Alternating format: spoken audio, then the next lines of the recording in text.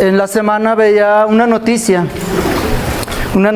sobre una niña que por una negligencia médica, cuando nació durante el parto, las personas que atendieron el parto tomaron decisiones equivocadas o tomaron una decisión equivocada. Su decisión fue no recurrir al apoyo que se requiere para atender un parto. En este caso se menciona que las personas no atendieron la tecnología necesaria para estar al pendiente de cómo venía la bebé, su frecuencia cardíaca, etcétera, todo lo necesario. Quizás los médicos saben. Finalmente esta niña nació pues muy mal, prácticamente quedó con vida vegetativa a causa de esta negligencia. Los padres demandaron a la clínica y a estas personas, y después de 7 años recibieron una indemnización por cerca de 5 millones de euros. Esto es un caso verídico en España. Entonces, ¿se imaginan que con esos 5 millones de euros la madre pudiera hacer algo, pudiera cambiar lo que pasó con su bebé? Prácticamente dependiente totalmente de lo que ellos pudieran darle, una sonda para alimentarla, todo tiene que hacer la madre por esta bebé. Y lo único que pudo hacer la ley de los hombres fue darle una indemnización, quizás una cantidad que pueda sorprendernos, ¿verdad? Pero yo estoy seguro que muchos padres ni con eso cambiarían la salud de sus hijos o su vida. Nosotros ya hemos visto durante el estudio que llevamos de Romanos que la ley de Dios nunca ha sido un medio para salvarnos, ni para salvar a nadie, ni en el Antiguo Testamento, ni en el Nuevo Testamento.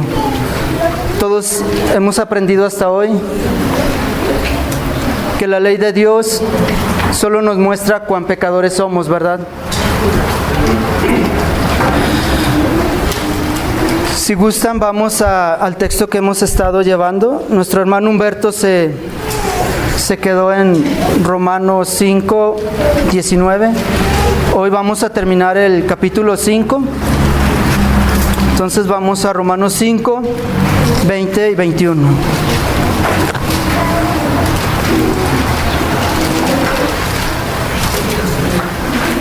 Pero la ley se introdujo para que el pecado abundase. Mas cuando el pecado abundó, sobreabundó la gracia, para que así como el pecado reinó para muerte, así también la gracia reine por la justicia para vida eterna mediante Jesucristo, Señor nuestro. El hombre ha sido conquistado por el pecado. Si recuerdan, el pecado entró por una mala decisión, así como les comentaba de estas personas que atendieron el parto. Una mala decisión mandó todo a la basura.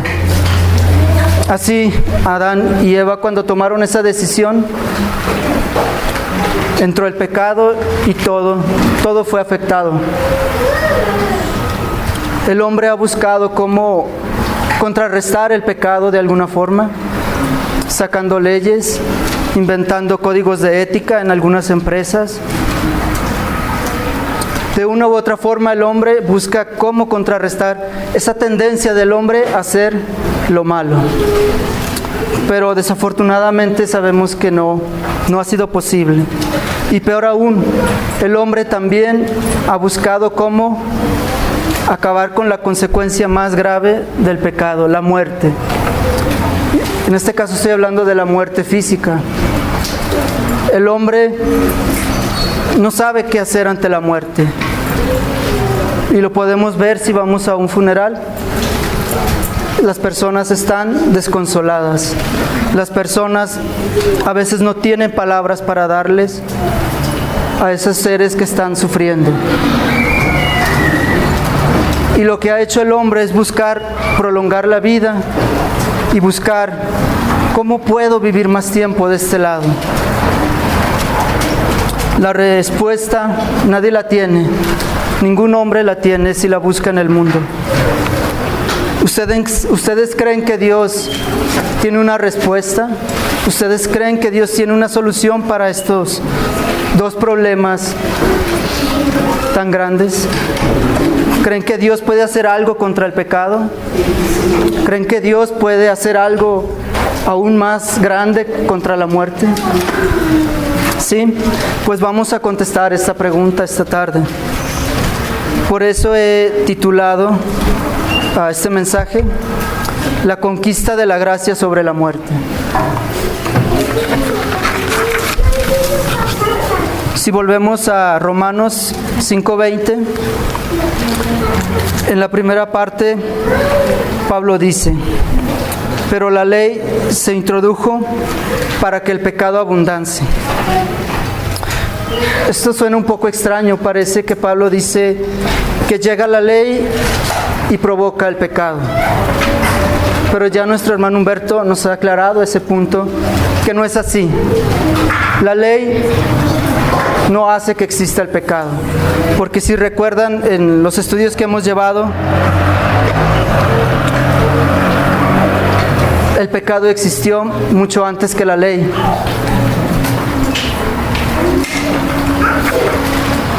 Nosotros ya vimos que el pecado entró al mundo a través del hombre, y que el pecado no solo afectó al hombre y a la mujer, sino que el pecado también afectó a toda la creación. ¿Se han preguntado por qué los animales también mueren? ¿Acaso en ellos hay pecado? ¿O las plantas también mueren, cierto? ¿Acaso en las plantas hay pecado? Obviamente los animales no pecan contra Dios, ni las plantas tampoco lo hacen. Sin embargo, ¿por qué mueren? Si recordamos, el pecado de Adán y de Eva tuvieron consecuencias cósmicas. No solo les afectó a ellos, sino también a la creación. Y Pablo habla de este efecto sobre la creación a causa del pecado del hombre. Si vamos a Romanos 8, 22, 23.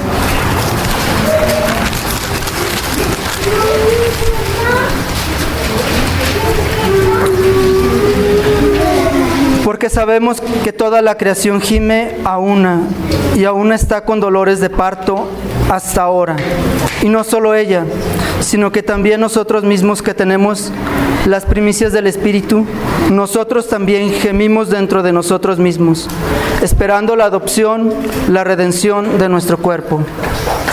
Quiero destacar aquí en Romanos 8:22, Pablo dice, y aún está con dolores de parto hasta ahora. ¿Desde cuándo empezó estos dolores de la tierra?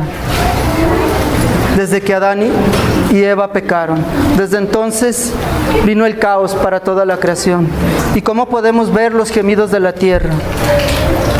No necesita ser un estudioso o un investigador para poder verlos. Los podemos ver simplemente con esa cebra que muere atacada por un león, o esa gacela que muere también atacada por un león o otro animal que es cazador o depredador. Lo podemos ver a través de terremotos, sismos, a través de tsunamis, de todos los desastres naturales, de los cuales quizás nosotros no los vemos tan claros algunos, como los sismos en áreas donde son muy fuertes, como la Ciudad de México, o inundaciones como en las costas. Pero la tierra también desea ser rescatada. Pero no me quiero desviar. Pablo dice en Romanos 5:20, la primera parte dice que la ley se introdujo para que el pecado abundase. Esto quiere decir que el pecado es estimulado por la ley. ¿Ustedes qué creen? ¿La ley provoca el pecado? Dice Pablo, no, lo que hace la ley es apuntar hacia el pecado como un reflector, como una luz. Apunta hacia el pecado y lo muestra. Muestra cómo es el pecado. Es como si han visto algunos artistas que ponen las luces sobre ellos. Pues esto es lo que hace la ley. Nos muestra cuál es nuestra condición. Pablo también dice algo curioso. Dice, el pecado abundase. ¿Esto qué quiere decir? ¿Qué significa? ¿Cómo es que la ley hace que el pecado abunde? Si sabemos que el pecado está antes de la ley. Lo que Pablo está queriendo decir es que ese pecado sí es estimulado por la ley. ¿Esto qué quiere decir? No es que la ley haga que el hombre sea pecador, pero el hombre es como un toro bravo, un toro de lidia. Quizás a algunos les gusten los toros o ya no, porque ahora es cuidar los animales, pero a mí nunca me han gustado. Ahora, ¿por qué usan esos toros para esos eventos? Porque tienen algo que los hace ser bravos, ¿verdad? El toro en sí, su naturaleza es ser bravo. ¿Y qué es lo que hace el torero con su capote o su capa? Es estimularlo para que ataque, ¿verdad?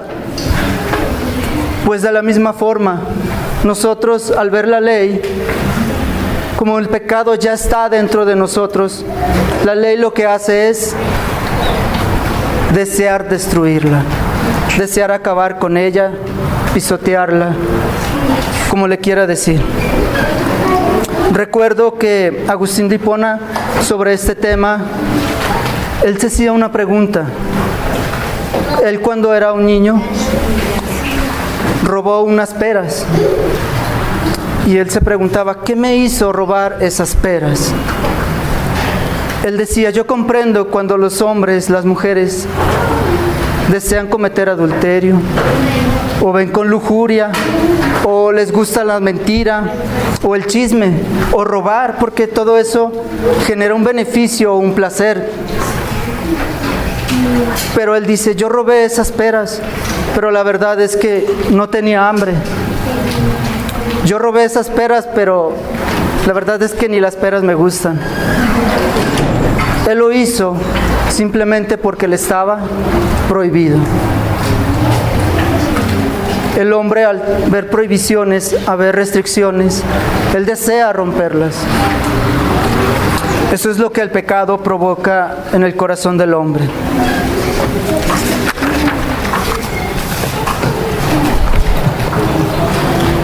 La ley muestra al hombre cómo él es realmente.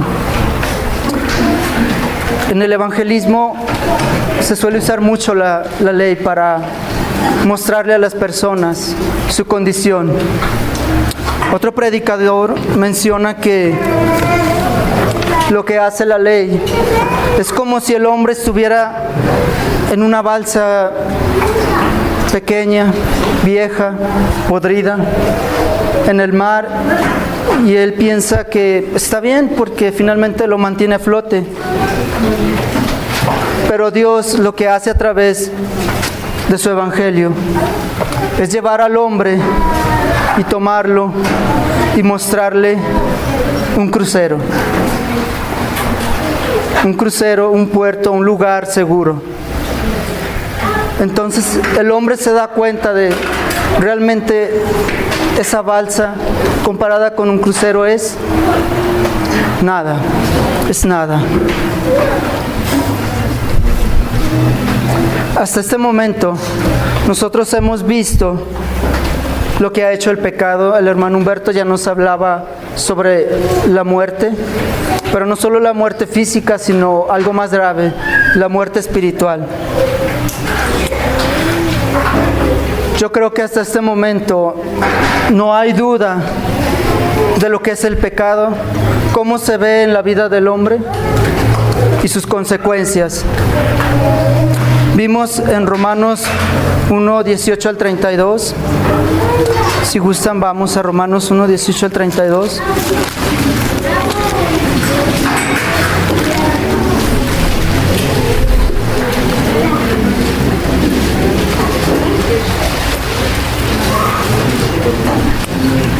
Porque la ira de Dios se revela desde el cielo contra toda impiedad e injusticia del hombre, que detienen con injusticia la verdad.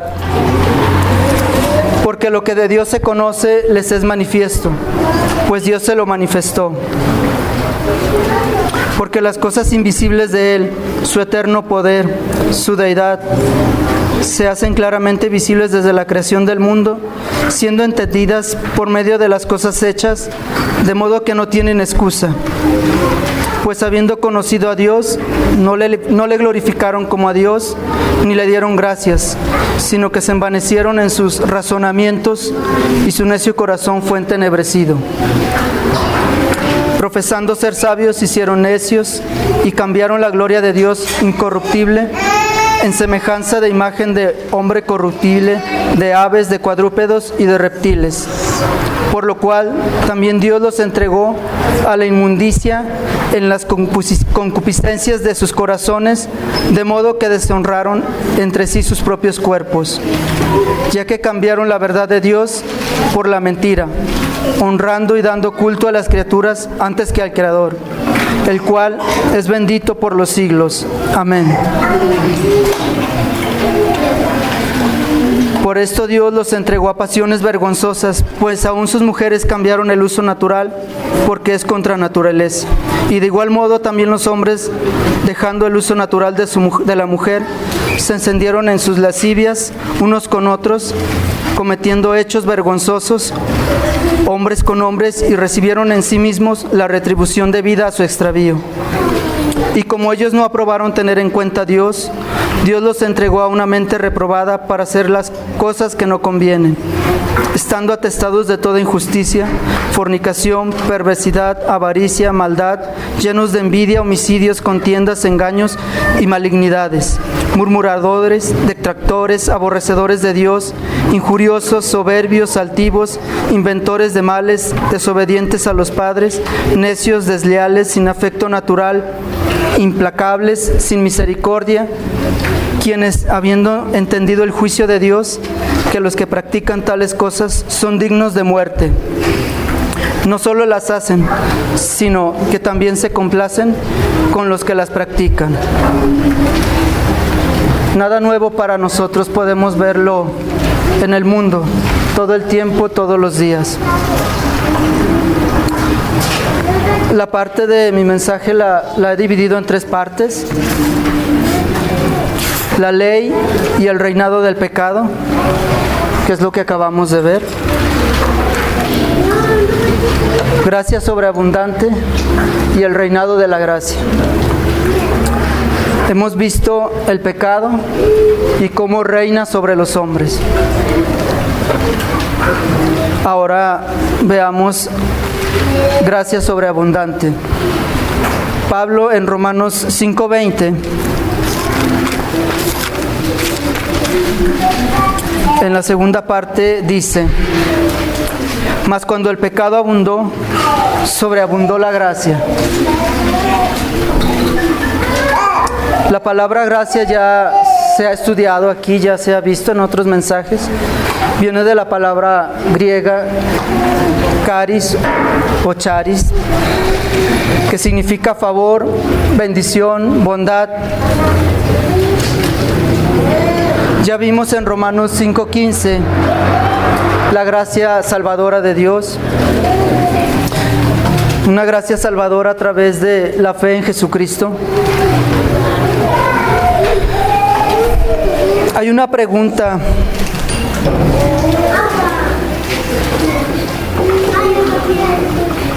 muy importante. No sé si usted se la ha hecho alguna vez. ¿Creen que la salvación de Dios tenga algún límite? ¿Creen que la gracia de Dios haya un pecado que no pueda perdonar?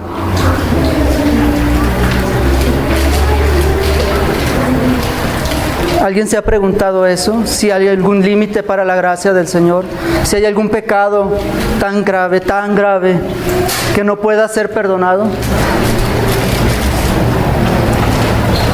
La respuesta es que no existe ningún pecado que no pueda ser perdonado. La cruz de Cristo perdona todos los pecados.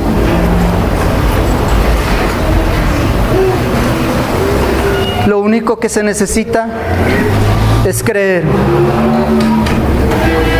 Es creer en el sacrificio perfecto de Jesucristo.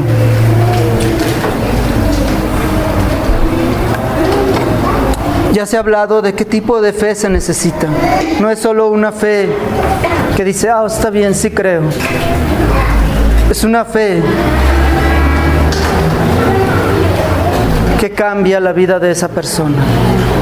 Es una fe que cambia el corazón de esa persona. Nosotros lo podemos ver en varios textos, donde el Señor hace esta promesa, que a todo aquel que cree en Jesucristo y que Él murió en la cruz por él, va a tener vida eterna. Por ejemplo, en Romanos 1:16 lo vimos.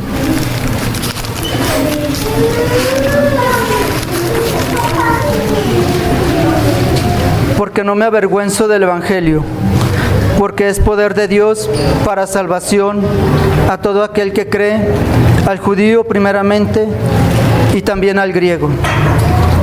¿Qué se necesita? Fe, solamente la fe. Y un pasaje que todo creyente se sabe de memoria, Juan 3:16. Quizás todos nos lo sabemos de memoria. Personalmente es un pasaje que me gusta mucho, porque podría resumir toda la Biblia en ese pasaje. Pero como hoy no vamos a hablar de él, continuamos con el mensaje. Quizás algunos no estén de acuerdo, pero sería hermoso platicar sobre ello. Algunos creyentes creen que existen pecados que Dios le cuesta perdonarlos, que hay pecados que tal vez Dios le tome un tiempo perdonarte, como a nosotros. Quizás pensamos que Dios es como nosotros, porque si alguien comete una falta contra nosotros, nos cuesta tiempo a veces perdonarla, ¿verdad? O incluso hay personas que no han perdonado algunas cosas. Pero Dios no es así. Dios no tiene ningún pecado que no le perdone a sus hijos. Ni tampoco existe un pecado en los hijos de Dios que a Dios le tome un tiempo perdonarlo. Cuando un hijo de Dios va delante de Él y le pide perdón por cualquier pecado que sea, en ese momento Dios lo perdona. Quizás parece muy fácil. Recuerdo a un predicador mencionar que en una ocasión una mujer fue a él y le dijo: pastor, he pecado. Y él le contestó: bien, ¿sabes lo que tienes que hacer? Sí, ya fui y pedí perdón a Dios, pero no me siento perdonada. No sé si a alguien le ha pasado aquí eso. La respuesta de este pastor fue: bien, entonces ve y pide perdón. Y él le contesta: sí, pero ya lo he hecho, pero no me siento perdonada todavía. No, ve y pide perdón por no creerle a Dios. Cuando Dios dice que perdona tu pecado y Él nunca más lo recuerda, así es. En esta parte me gustaría ver varios puntos de vista. Hemos visto de cómo es ese perdón de Dios para un hijo suyo. Pero en el mundo también hay varios puntos de vista de las personas. Hay quienes creen que el perdón de Dios se puede comprar a través de buenas obras, a través de donar dinero. Y muchos personajes famosos y conocidos, eso es lo que hacen. Ayudan a personas que lo necesitan y está bien. Pero esto para Dios, ¿qué es? Dios dice, sus mejores obras son como trapos de inmundicia. Y hay otro grupo que cree que con ir a una congregación o con ir al lugar donde va la mayoría, la religión que se profesa más, sea cualquier lugar, sea católico, sea musulmán, budista, etc. Buscan en estos lugares, ¿qué es lo que buscan? El perdón de Dios. ¿Pero qué hace Dios? ¿Atiende esto? Claro que no. Dios no va a perdonar a alguien que no esté dispuesto a arrepentirse de su maldad y a creer en Jesucristo.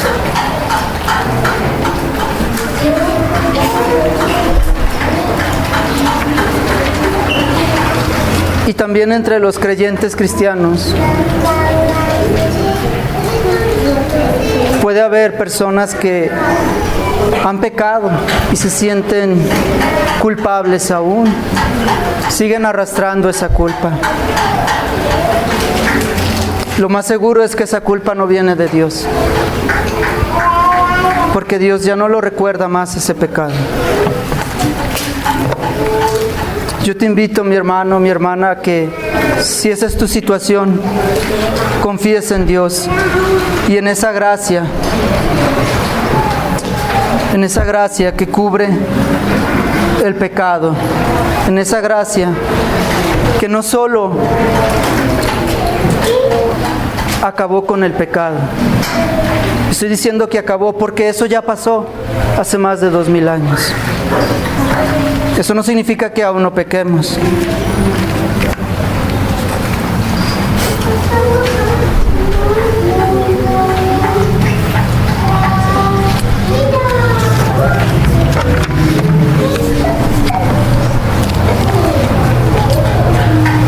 Pero surge otra pregunta, ¿y qué con la creación? Con los animales, las plantas, al ser afectados por el pecado, ¿la gracia de Dios también va a sobreabundar, como dice Pablo, y va a hacer algo por ellos?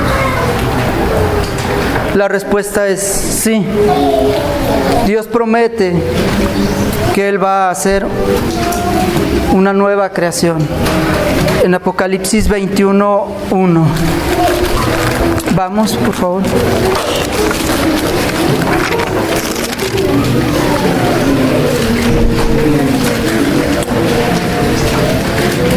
Vi un cielo nuevo y una tierra nueva, porque el primer cielo y la primera tierra pasaron, y el mar ya no existía más. Honestamente, yo no sé cómo va a ser esa creación, porque tenemos un planeta, un mundo con más del 70% de agua. Entonces yo no me imagino esa creación. No sé cómo vaya a ser, pero sé que Dios va a hacer esa nueva creación, porque Dios lo ha prometido en su palabra, y así será. La sobreabundante gracia de Dios, como dice Pablo, en todo creyente ha cubierto su pecado y no existe más. La sobreabundante gracia de Dios en su creación, Él va a renovar su creación. No hay algo para Dios que no pueda regenerar a través de esa sobreabundante gracia de la que habla Pablo.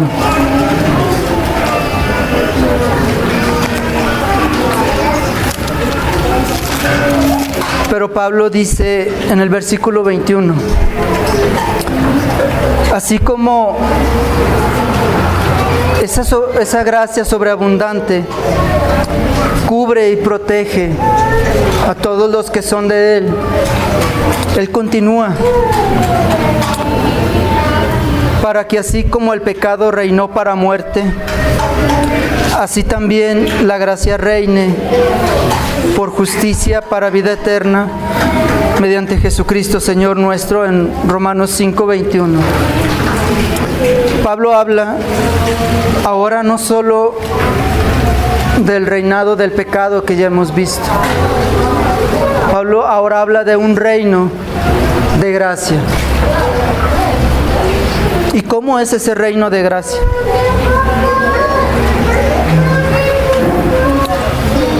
Antes de decirles cómo es ese reino de gracia o cómo es que debe lucir, Pablo menciona, así como el pecado reinó. Si observamos, reinó es pasado, está en tiempo pasado. En el creyente el pecado reinó.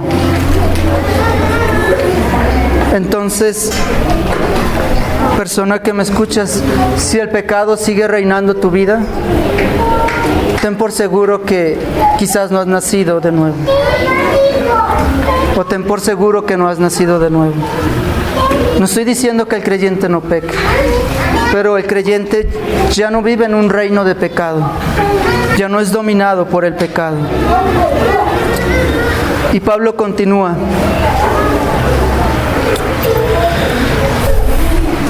Así también la gracia reine por justicia. Para el reinado de la gracia, Pablo está hablando en tiempo presente. Eso significa que la gracia debe estar reinando en la vida del creyente. Que la gracia ahora es el nuevo soberano sobre el creyente.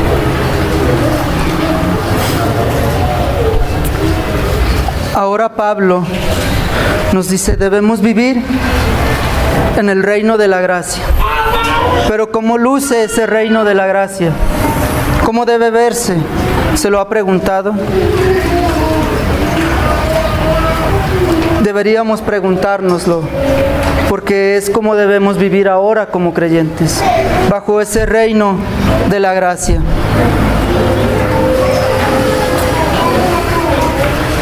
Pablo nos dice, así como te deleitabas en el pecado y disfrutabas el pecado y pecar, Pablo nos dice, ahora deleítate en esa gracia que se te ha dado. Ahora disfruta hacer lo bueno, vivir en esa esperanza gloriosa de la vida eterna. Ahora Pablo nos dice, ahora vive en bondad, en amor, en compañerismo con las personas que te rodean, en respeto. Ahora vive hablando de ese Cordero Santo que te dio la vida, esa vida nueva en Cristo.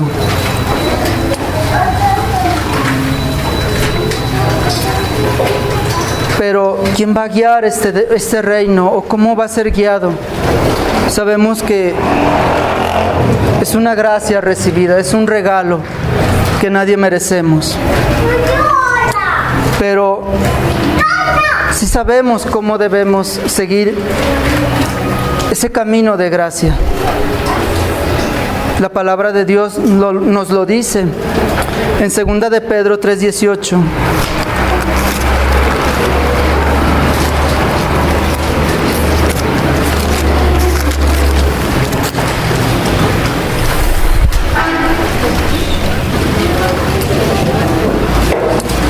Antes bien, creced en la gracia y el conocimiento de nuestro Señor y Salvador Jesucristo. A Él sea la gloria ahora y hasta el día de la eternidad. En 2 de Pedro 3:18, Pedro nos dice que la gracia no es solo un reino en el que vivimos ahora o en el que debemos movernos. Pedro nos dice que tenemos que crecer en la gracia.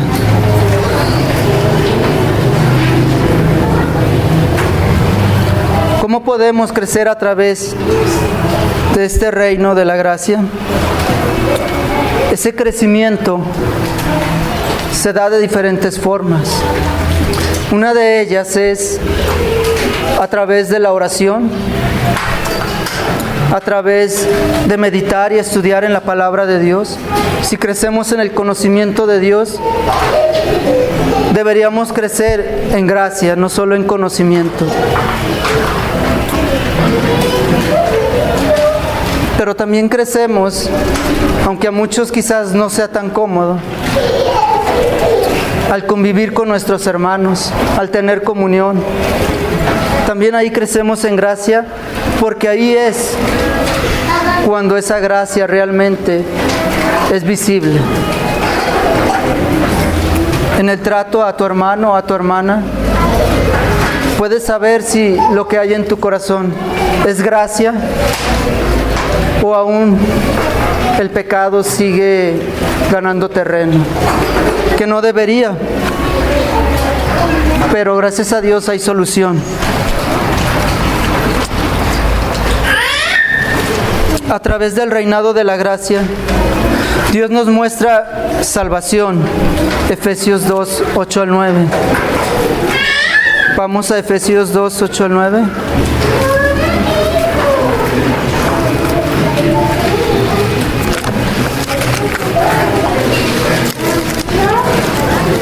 También es un texto muy conocido por los creyentes. Porque por gracia sois salvos, por medio de la fe, y esto no de vosotros, pues es don de Dios, no por obras para que nadie se gloríe. Entonces, en ese reino de la gracia, ¿qué creen? Así les decimos a los niños cuando están ya distraídos. En el reino de la gracia no es algo que tú vas a hacer. Es algo que Dios te va a dar. La gracia en tu corazón, en tu vida, no se va a reflejar si Dios no te la da. Y Dios no te la va a dar si no eres un hijo de Él. A través del reino de la gracia podemos ver la justificación recibida.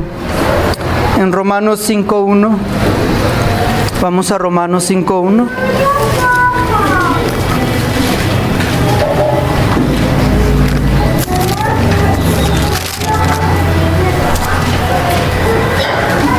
Justificados pues por la fe, tenemos paz para con Dios por medio de nuestro Señor Jesucristo. Nosotros ya vimos lo que es la justificación y lo que esto implica en la vida del creyente.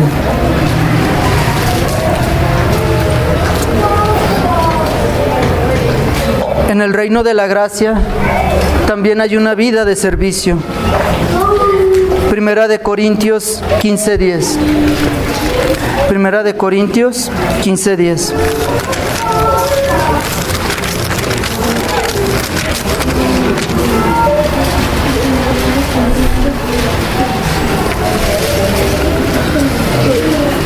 Pero por la gracia de Dios soy lo que soy, y su gracia no ha sido en vano para conmigo. Antes he trabajado más que todos ellos, pero no yo, sino la gracia de Dios conmigo. Aquí Pablo, conocido por su trabajo incesante como plantador de iglesias, como vocero del Evangelio, incansable. Y no vemos que solo él hacía eso, él también trabajaba, pero él reconocía algo.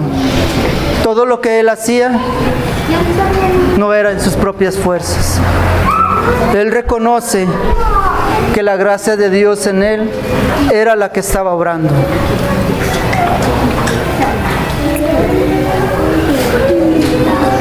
También en el reino de la gracia podemos gloriarnos en nuestras debilidades. Segunda de Corintios 12:9. Segunda de Corintios 12:9.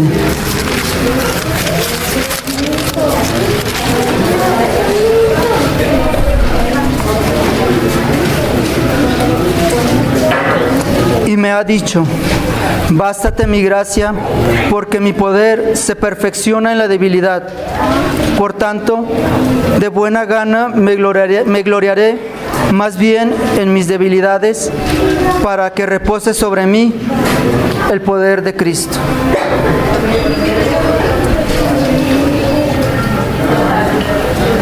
En este pasaje de la Biblia, si recordamos, Pablo narra todos los sufrimientos que él había pasado y también ese aguijón que ha generado controversias y no sé, muchas cosas. Pero lo que yo quiero destacar es que Pablo, aún en su debilidad, él daba la gloria a Dios,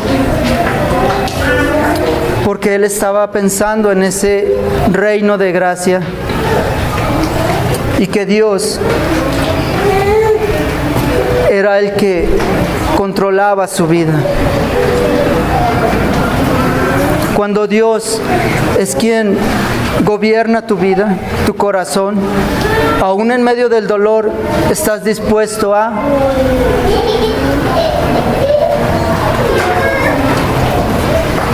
gozarte.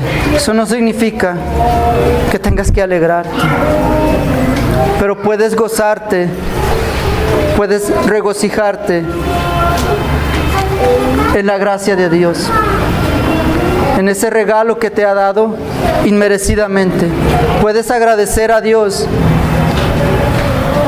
que, mereciendo nada, Él te lo ha dado todo. Y todo no es todas las cosas que puedas alcanzar humanamente o desear. Dios te ha dado todo, porque te ha dado a sí mismo y Él es todo. Él es todo, todo. No puede haber nada más grande que Él, y Él se entregó por ti. No puede haber nada más deseado que Él, y Él te ha adoptado y te ha prometido que vas a tener todo lo que es de Él, que es todo. Quizás en esta vida no lo veas, pero así como Pablo se gozaba, yo te invito a que en medio de ese sufrimiento, de ese dolor, tú puedas gozarte en esa gracia, porque como hijos de Dios, lo mejor sí está por venir.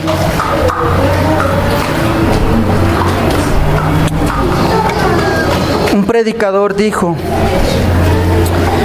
en el reino de la gracia, el creyente debe crecer en la gracia, vivir en gracia y bajo la gracia.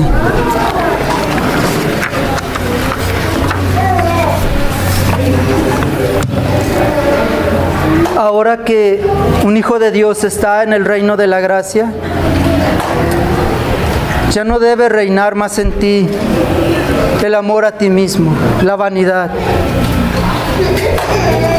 sino que debe reinar el amar a Dios con todas tus fuerzas, con toda tu mente y con toda tu alma. Ahora, en el reino de la gracia, ya no debe reinar la confianza en ti mismo, ni en las cosas que puedas poseer. En el reino del pecado, las personas confían en su poder económico, en las cosas que tienen, en las influencias. Pero Dios, ahora en el reino de la gracia, te pide que confíes en las riquezas espirituales y que las acumules en el cielo. Ahora en el reino de la gracia ya no debe reinar el tener en poco a Dios o dejarlo para el final, sino quien debe sostener nuestras decisiones es Dios. Ahora en el reino de la gracia ya no debe reinar el rechazo, la crítica, la burla hacia tus hermanos, el juzgar a tus hermanos. Ahora debe reinar el deseo de estar cerca de tus hermanos, ayudarlos cuando ellos fallen.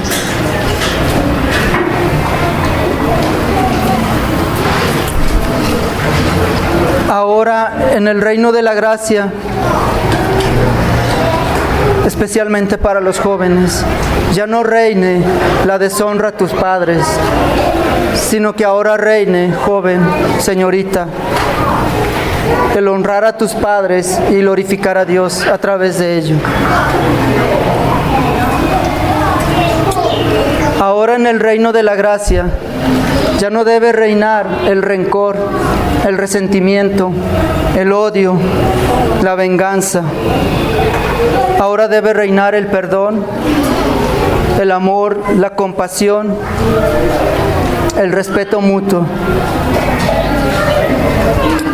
Ahora en el reino de la gracia ya no reina en tu corazón la lascivia, la lujuria, sino que ahora debe reinar la pureza, la lealtad, el respeto, el amor a ese varón o a esa mujer que Dios te ha dado. Y a los jóvenes debe reinar el guardarse para la persona que Dios traiga a sus vidas. Ahora en el reino de la gracia ya no debe reinar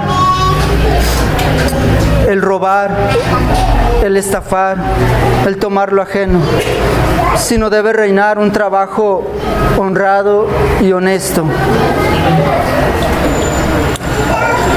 Ahora en el reino de la gracia ya no debe reinar en tu corazón la codicia, la envidia, el desear lo que no te pertenece, sino debe reinar la confianza en que Dios suplirá todas tus necesidades. Me gustaría hacer una recapitulación de lo que hemos visto. Vimos la ley y el reinado del pecado, como el hombre sin Dios está bajo el dominio y el reino del pecado, sin poder escapar de él, incluso después de la muerte no puede escapar. Vimos cómo la sobreabundante gracia de Dios puede rescatar a esa persona de esa condición, darle un nuevo corazón, nuevos deseos, nuevos sentimientos y también nuevas luchas. Ahora el creyente tiene que luchar contra el pecado remanente que hay en su corazón o en su carne. Y vimos cómo es el reino de la gracia ahora como hijos de Dios. Vimos cómo el reino de la gracia debe verse en este mundo a través de nosotros. Nadie puede mostrar ese reino de la gracia, solo sus hijos. Y podemos empezar por nuestras propias vidas, después con la de nuestros hermanos. Y entonces sí, el mundo va a poder ver cómo es el reino de la gracia.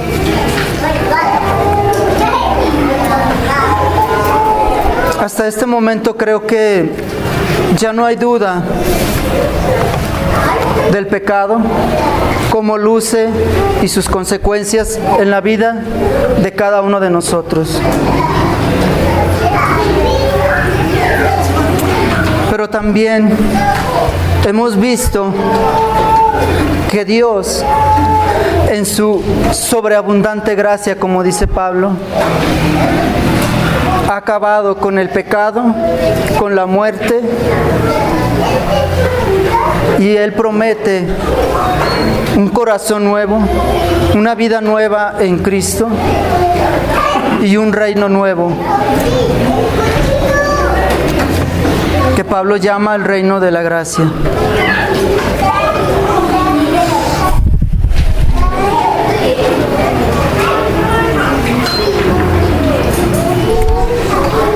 ¿De qué otra forma podemos ver el reino de la gracia?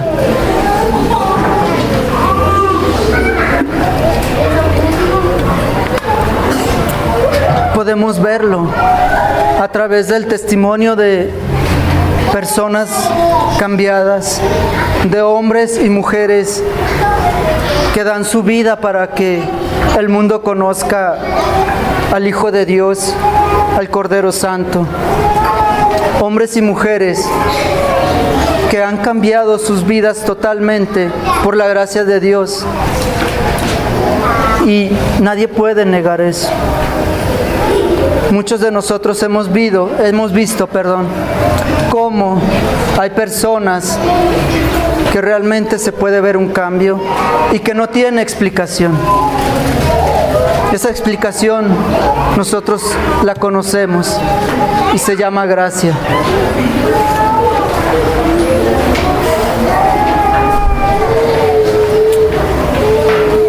Dios nos ha prometido que esa gracia que le ha dado a cada uno de sus hijos va a sostenerlos hasta el día final, hasta el día de su venida.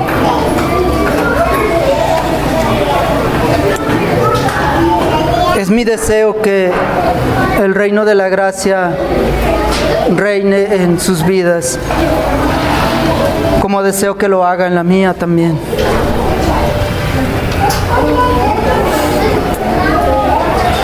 Quizás aquí hay personas que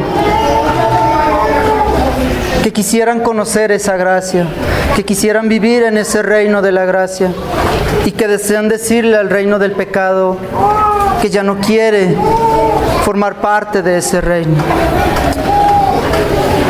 Si hay alguna persona que de verdad desea conocer esa sobreabundante gracia de Dios, yo te invito a que cierres tus ojos esta tarde y deposites tu confianza en Dios, le pidas perdón por tus pecados y le pidas esa gracia de salvación.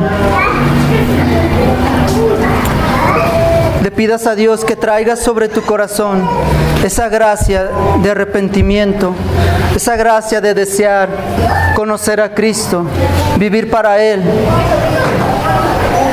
Un corazón que ahora ame a Dios y seguir sus caminos.